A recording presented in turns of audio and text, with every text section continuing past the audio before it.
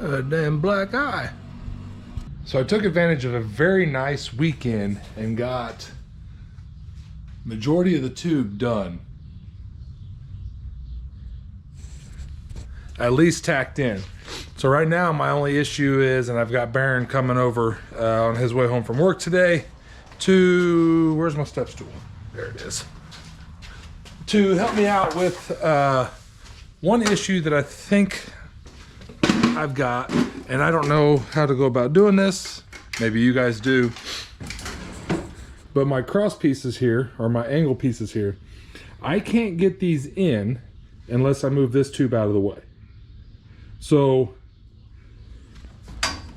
when I did it, this tube, I can't fully weld this one in and then put my cross one in. If I fully weld this one in and bring this over to it, I can't fully weld this one in. So I've got a little bit of a dilemma there. That's why I've got Baron swinging by. Hopefully he'll have a little bit better insight on it. Because I did the angle, I notched the angle into this tube here. I notched this one to go on the outside of this one. I don't think, I just don't know how to make that work. Hopefully, like I said, hopefully he's got a little insight on that. But I got to do this piece. That's it for the main structures.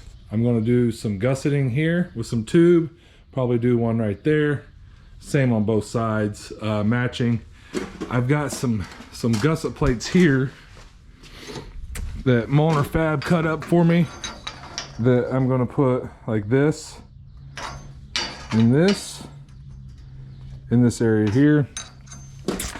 I sent him some more drawings of, I think I'm gonna do a 4x4 gusset here, maybe even bigger. I've thought about doing one like this and down, and then putting my 8 lug right there. I got an overlay, 8LP overlay that I can go in there. I can show input a drawing right here of what I'm talking about. Or I could probably just do a flat plate all the way across here and put 8 lug productions or something on there. I don't know. I want to put something on here that has the 8LP on it. And that spot right there is probably the best place to do it. Finally figured out, where are you at here? Finally figured out the tube notcher situation. Eric's was just worn out. The brass in the slide was just wore out, and none of the bits were any good, really. I could get one cut out of a bit, and then that was it. So I went to Harbor Freight. I bought a new notcher. Got new bushings in here. Got it set up now so I can do my 45-degree cuts for these here. I'll do 45, 45s, 45s. Maybe I'll do a plate weld right there too. I don't know. Just make this thing as strong as I possibly can. Today is actually going to be the day where I kind of do a final prep, make sure all the tacks are good, and then we're going to, well, some of the pieces we're going to fully weld those on today. So sit back and watch me screw this up. Okay, so we're just gonna go through here and put some heavy tacks on this stuff and get it ready to remove from the Jeep. All right, so I just realized I missed a spot. Going from here to here, I've still got to notch that out. I actually need to get a hold of Eric and get that plate made so I can get it drilled and tapped and plate put in there. I have some 1/4-inch steel. I don't know if I have anything. It might even be 3/16. I can always cut it out on the plasma myself and tap it. But all right, so one thing here I see that I probably have screwed up on. I didn't bevel any of these pieces. Is that a bad decision? Yeah, possibly. We're gonna when I cut all these with the cutoff wheel and the grinder, it doesn't leave like a real thin, a lot of thin material there like you would if you used your hole saw. So maybe I'm okay. There looks to be some gapping that I can use to get some good penetration with. Okay, I've got, maybe I gotta tack some more stuff on top, but I do need to get this plate done and over there.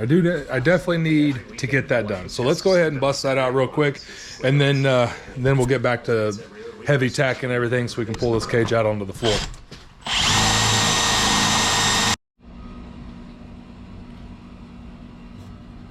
A damn black eye. I swear I don't know how to keep my hands off my face.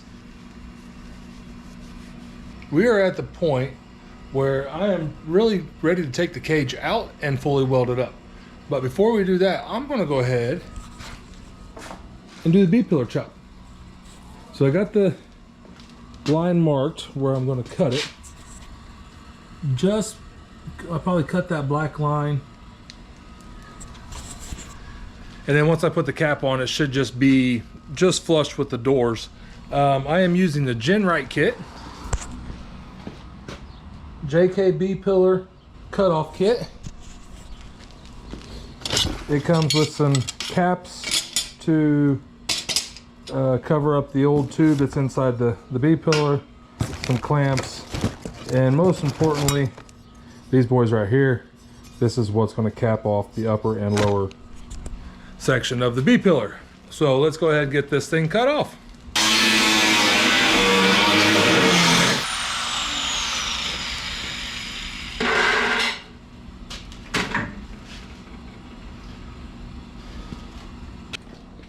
So it's off. It's definitely not perfect. I thought it was better than it was, but I guess not. Do a fitment of this plate here.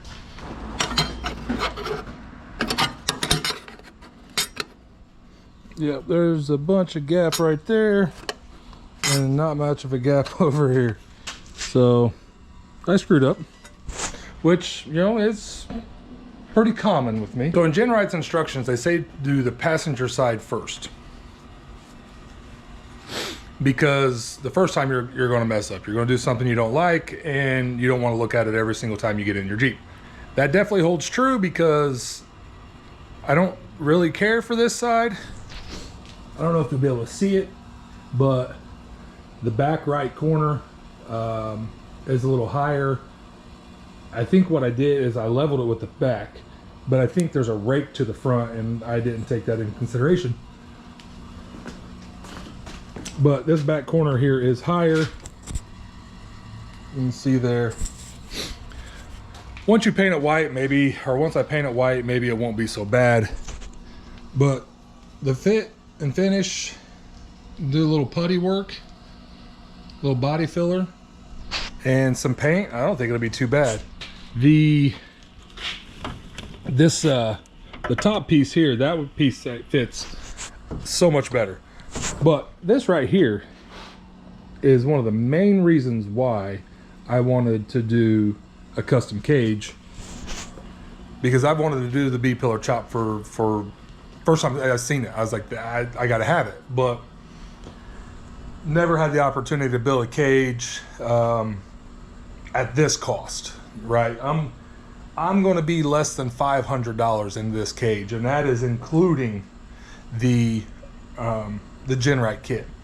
So you can't really beat that price. So there she is. I think that's going to be it for this video. We got quite a bit done today. The next video will probably just be me pulling it out, doing a full weld through, and giving you my thoughts on what I did and didn't do right, and maybe even some tips and tricks in the next video. So look out for video 6, coming probably within a week or two. Thanks for watching, guys.